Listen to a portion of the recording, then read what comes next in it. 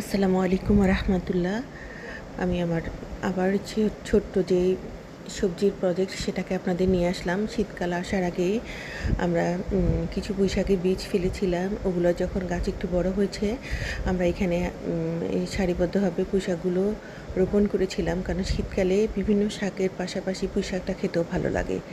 আর এই পাশে লাল শাক উঠেছে। পুঁইশাকের প্লটের মাঝখানে আমরা লাল শাকের বীজ ফেলেছিলাম।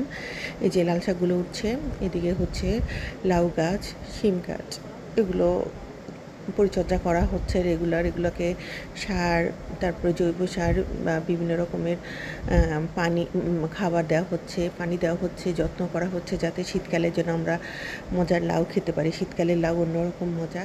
এই ফাঁকে আমার শিম গাছে দেখেন একদিকে শিম উঠছে, আবার শিম কিছু এই যে দেখেন কিছু মেচিউর হচ্ছে, এর মধ্যে খাওয়াও হয়েছে।